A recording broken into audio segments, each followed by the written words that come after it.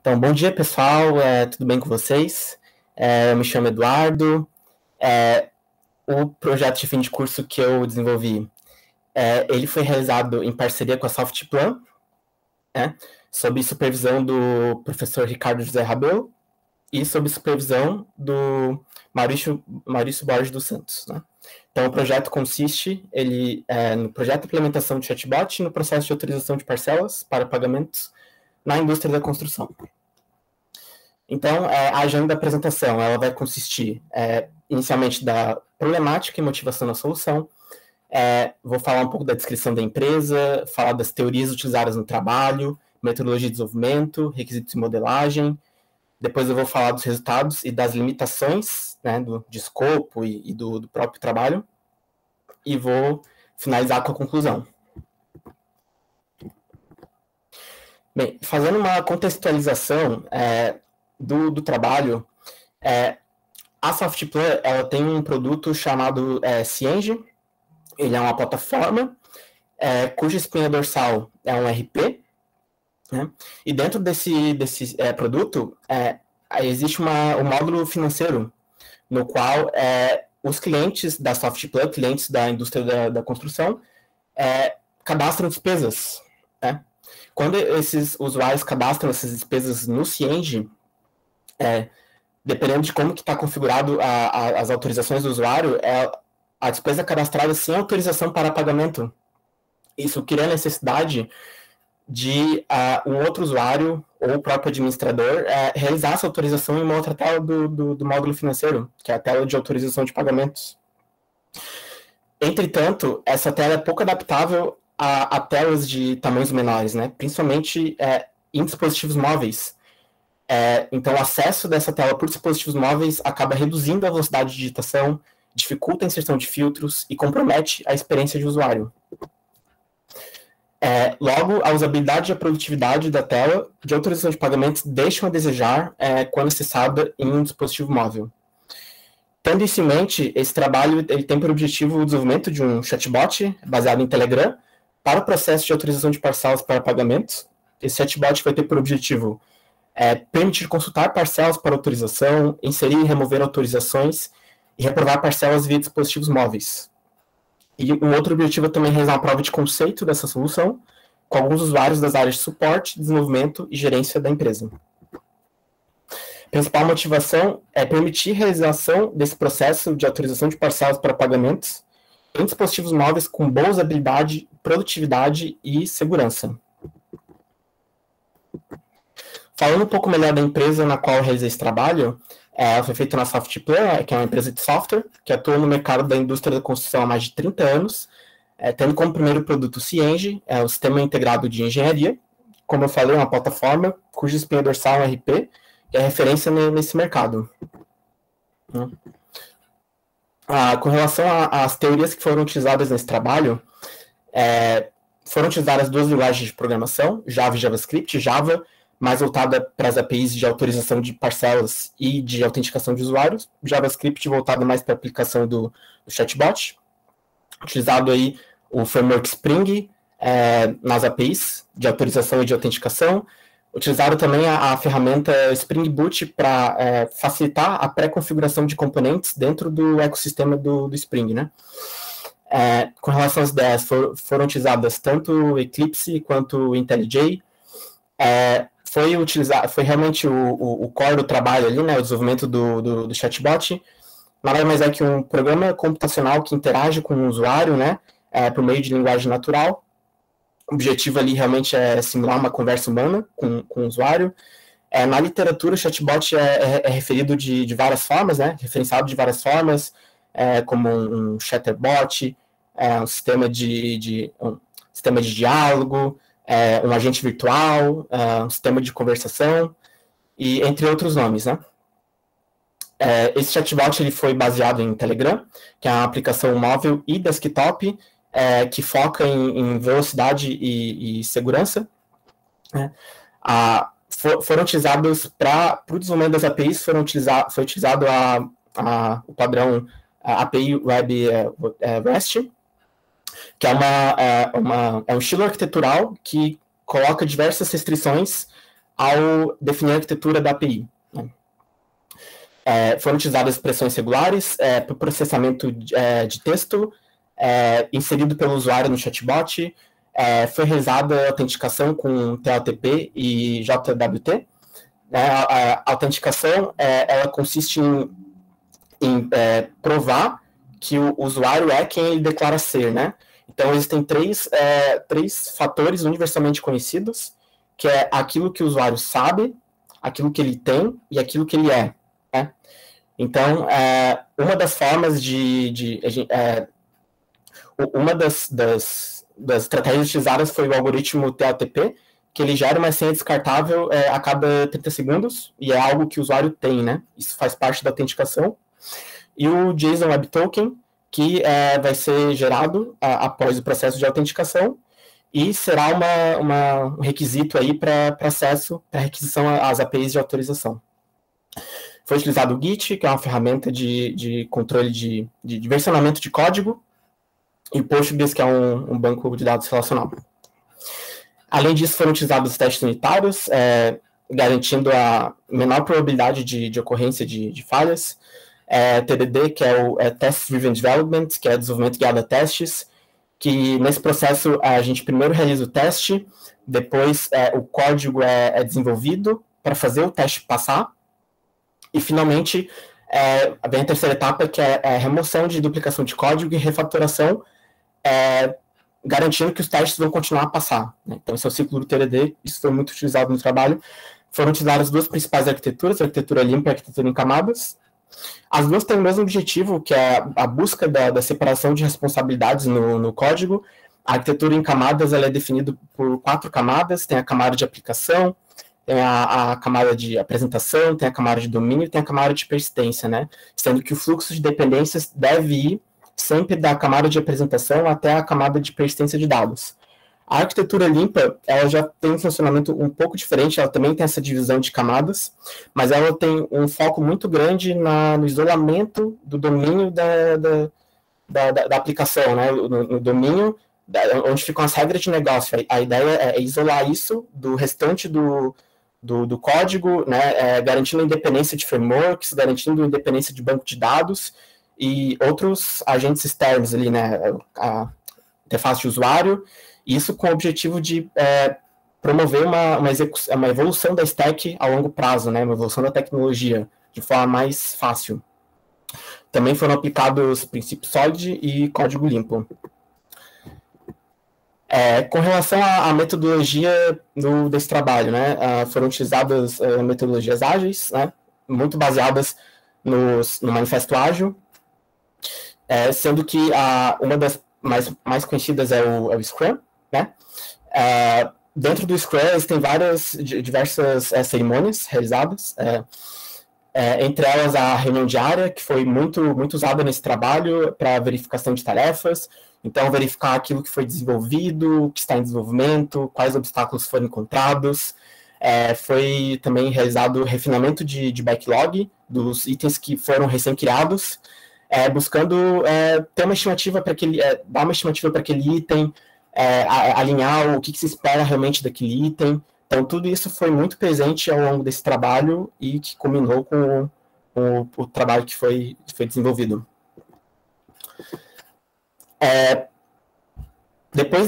Após a definição dessa metodologia, a gente conseguiu definir os requisitos funcionais do trabalho. Todos eles passam muito envolvem muito ali a questão do chatbot, os serviços de autorização e autenticação, plataforma de mensageria.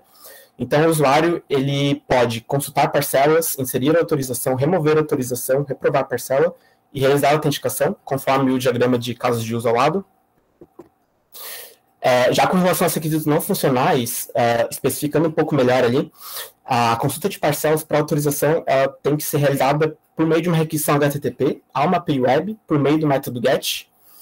As demais operações de inserção, remoção de autorização, reprovação de parcela, também são requisições HTTP a uma API Web, mas utilizando agora o método POST. Todas as requisições envolvendo a API de autorização de parcelas para pagamentos e da API de autenticação de usuários, todas devem ser realizados por meio do chatbot. E a autenticação é do tipo dois fatores, utilizando o JWT e TLTP. Então, o que vai acontecer? O usuário ele vai ter que digitar o usuário que identifica ele no Cyenge, então ele vai ter que saber disso. E depois ele vai ter que fazer todo um processo de configuração, que eu vou falar mais depois, que vai resultar na geração de uma senha descartável a cada 30 segundos, que ele vai possuir, e com isso ele vai conseguir realizar a autenticação de dois fatores. Após a definição dos requisitos, a gente começou a pensar na modelagem de como seria essa solução, e primeiro foi pensado de uma forma mais abstrata de tratar esse fluxo de conversação, né, entre o usuário e o chatbot. Então, basicamente, ele funciona da seguinte forma: o usuário envia uma mensagem para o bot faz um tratamento interno ali, antes de enviar para o bot API, ele faz uma requisição HTTPS para o bot API, passando o token de autenticação, que foi gerado no bot Faber, que é o bot padrão do Telegram. O bot API realiza uma requisição HTTP ao programa, a aplicação é propriamente dita que define as regras de interação entre o chatbot e o usuário. Então, quando o usuário na saudação, quando ele enviar um oi para o chatbot deve responder de acordo e deve realizar, pedir se ele quer prosseguir, por exemplo. Daí, todo esse processamento, definição de cenas e intenções, é tudo realizado dentro desse Developer Program, que realiza, enfim, depois de todo o processo, ele envia uma requisição do HTTP de volta ao bot API, que envia para o bot do Telegram, e finalmente essa mensagem chega no usuário, né?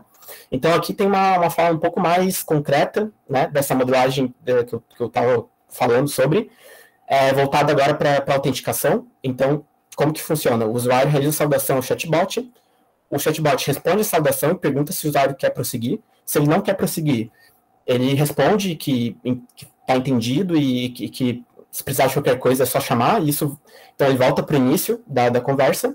Caso contrário, ele continua a conversa com o chatbot vai verificar se o usuário está autenticado. Se ele não estiver autenticado, ele vai avisar que o usuário não está autenticado, conforme a mensagem que eu escrevi ali. Ou se o token dele expirou, ele estava autenticado, mas expirou por algum motivo. Então, ele vai avisar isso e vai pedir para que a autenticação seja realizada novamente, né? E, em seguida, ele vai pedir para o usuário digitar o nome de usuário dele do Cyenge, né, para gerenciar a autorização de parcelas. Quando isso acontece, ele vai solicitar a geração de chave secreta para a API de autenticação de usuários, vai validar a identificação do usuário, se esse usuário realmente existe no Cyenge. Tudo, a validação ocorrendo de forma ok, ele vai pedir o chatbot vai pedir para o usuário digitar a senha de acesso do autenticador. Se for a primeira vez que isso é feito, pelo usuário, ele vai precisar, o serviço de autenticação vai enviar um e-mail com a chave secreta e com o QR Code do usuário para o usuário configurar o autenticador. Então ele pode tanto pegar o celular e mirar a câmera e pelo QR Code ele já configura no autenticador, ou ele pode só copiar a chave secreta e fazer a configuração de forma manual. A partir disso, depois que ele realizou essa configuração, o autenticador ATP vai começar a gerar a senha descartável a cada 30 segundos. E aí o usuário vai poder digitar essa senha, vai poder realizar a autenticação. Após a autenticação, o token vai ser enviado para o chatbot para futuramente fazer as requisições, a API de autorização. E aí ele vai avisar que o usuário foi autenticado com sucesso. Tudo isso foi baseado numa arquitetura que foi definida, que é envolvendo componentes, né? Então tem o componente do chatbot, o componente da API de autorização de parcelas para pagamento, o componente de API de autenticação e o banco de dados envolvidos em cada API ali, né? Então o chatbot ele tem uma interface com a API de autorização de parcelas para pagamento, podendo inserir, remover a autorização, reprovar, consultar parcelas. Ele pode autenticar o usuário utilizando essa API. As APIs, cada uma delas conversa com o respectivo banco de dados. A API de autenticação, ela busca a chave secreta do usuário no Cyenge, ela salva essa chave secreta no banco de dados, e a API de autorização, ela é responsável por buscar essa parcela e atualizar essa parcela para consulta e para as operações ali. Todo esse projeto e essa implementação, ela teve vários resultados. O primeiro deles é a ampla cobertura de testes nas APIs e no chatbot, garantindo menor probabilidade de ocorrência de falhas. Então, isso é ilustrado na imagem ao lado, que é a cobertura de testes do chatbot. Então, eu tenho 86% aproximadamente de cobertura nas linhas, 68% das funções, 79% aproximadamente de cobertura de teste nas branches e 84% de cobertura nos statements. O outro resultado que teve nesse trabalho foi a pesquisa realizada com 12 pessoas que compararam o processo de autorização de parcelas realizado no Senge para um dispositivo móvel e o processo realizado no chatbot via acesso remoto. E comparando, isso foi feito numa escala de 1 a 10, que a pessoa dava uma nota para aquela competência, e com relação à usabilidade, o chatbot teve uma nota média aproximadamente 54% maior. Com relação à produtividade, o chatbot teve uma nota aproximadamente 47% maior. E em segurança, teve uma nota média aproximadamente 8% maior. Logo, houve uma percepção de melhoria na usabilidade, maior produtividade, segurança pelos usuários e também pelo autor desse trabalho. Particularmente, a velocidade de digitação aumentou muito, pois o teclado é algo familiar, assim, porque a gente já está acostumado a usar o WhatsApp, Telegram, o próprio Telegram. Então, ele se adaptou bem à tela do chatbot, enquanto que muitas vezes o teclado na tela do Senge, acessado por dispositivo móvel, muitas vezes ocupava a tela inteira. Isso dificultava a inserção dos filtros e a velocidade de digitação. Além disso, os botões, eles ocupam uma parcela significativa do espaço do teclado quando eu vou inserir filtros. Isso facilita muito a inserção deles, enquanto que na tela do Senge, muitas vezes o filtro era muito pequeno, era muito difícil de selecionar ele. Além disso, a segurança da informação ela também foi garantida graças ao princípio da autenticidade, no qual o usuário do Senge é identificado antes de realizar alguma operação de autorização. Esse trabalho teve algumas limitações, não houve implantação do chatbot no cliente, então eu restringi ao projeto e a implementação dele. A implantação ela é um processo que acaba sendo um pouco mais complexo, porque envolve as questões de infraestrutura, envolve o ambiente de produção, Então, isso ficou fora do escopo. Apenas um chatbot suportado pela aplicação hoje, mas poderiam também ter mais de um chatbot configurado para cada cliente. A chatbot e a pedido de indicação executam apenas em ambiente local. A conversa de grupos não foi implementada nesse trabalho, não foi considerado no projeto. Não foram utilizadas as técnicas de processamento de linguagem natural, isso devido às premissas de simplicidade e eficácia. A ideia é que o chatbot guie a conversa, que a conversa seja a mais intuitiva possível, que o usuário realmente consiga ir do início ao fim do processo e sem dificuldade, A linguagem natural é realmente um recurso, assim, é realmente uma técnica que é muito válida ser aplicada de forma limitada para tornar a conversa, nesse contexto de forma mais limitada, para ter uma conversa mais humana e menos repetitiva, mas nesse escopo não foi usado. E a inserção de filtros está limitada a 4 tipos de filtro, enquanto no Senge eu tenho 18 tipos de filtro. Esse projeto e implementação das APIs e do chatbot, eles atingiram o objetivo principal do trabalho, que foi permitir a consultar parcelas para autorização, remover e inserir autorizações, reprovar parcelas em dispositivos móveis. Isso aconteceu com a menor probabilidade de ocorrência de falhas durante o processo, devido à aplicação de testes unitários, e com uma melhora da usabilidade, produtividade e segurança na percepção dos usuários e do autor desse trabalho. É isso.